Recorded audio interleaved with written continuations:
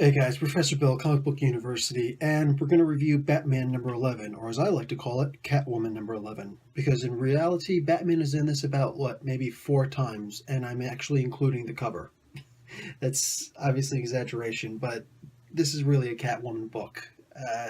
I hope that this actually leads into her getting her own title again, because she deserves it. It's Catwoman, for crying out loud. Now, basically, this is just a comic book version of Pulp Fiction in the sense that the timeline is all sorts of screwed up. You know, we got the past first and the future second, and then all sorts of crazy things like that.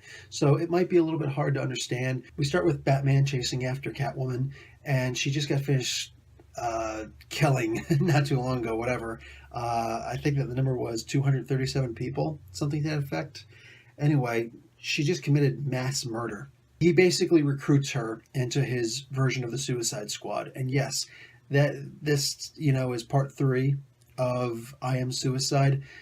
And that's the whole theme here, is that they're planning on doing a mission. Batman wants to do a mission that is too dangerous for him to put the Bat family involved. Plus, Tim Drake just, in his mind, died. So he's worried about that. So he's going to make his own version of Suicide Squad. Of course, Catwoman's going to be his first pick. And he's also going to recruit Punch and his girlfriend. And he also recruits the Bronze Tiger, one of the very few guys to ever be able to go hand-to-hand with Batman and win more than once. Anyway, they're going to go in with the ventriloquist, who does not have Scarface's little puppet with him. They're going to go in, and apparently he's the key to all this. If he doesn't come out alive, none of them come out alive. They're going to go in, and Punch is supposed to be delivered by Bronze Tiger directly to Bane, and then there's supposed to be the switcheroony where they're able to get Psycho Killer out of prison. Catwoman is in charge of ventriloquist. She shirks her duties immediately, and she leaves him in these piping systems. He's like, okay, and she goes and she attacks Bronze Tiger, and Punch and his girl, actually slices the Jester twins' throats. Doesn't actually sever them. There's no carotid artery. There's no squirting of blood. Just not even a spray really. Just drops of blood that kind of go flying. So she probably incapacitated them. They'll have a nice little mark. I don't think either of them will mind. And she goes straight up to Bane and says, listen, Batman's up there listening right now. I'm telling you, you're the only guy who's ever been able to get close to breaking the bat. And if you want to actually follow through and make sure that you ultimately break him permanently, I can give you the secret. All you got to do is make sure that I can get out of here alive. And that's where the comic book ends.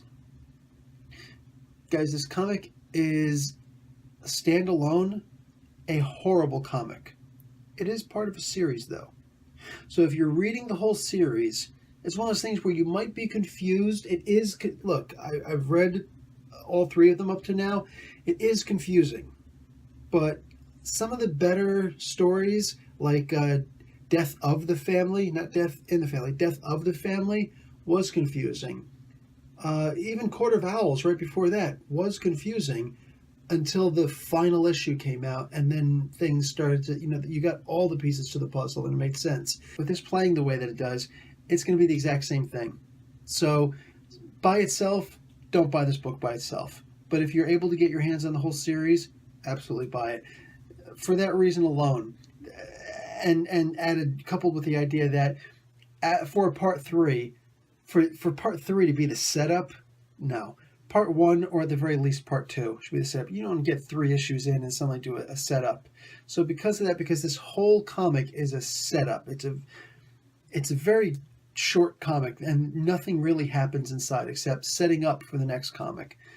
No thank you. You could do all of that, all of it, in a preview, or just a little blurb at the end of the last issue. You don't need to have a whole comic of just a setup. So this was really drawn out unnecessarily. Not particularly happy with it, but it is good to see that Catwoman is trying to do something on her own. And hopefully this, expands into a Catwoman series. So I'm going to give this a C+. I think that's actually good for this issue.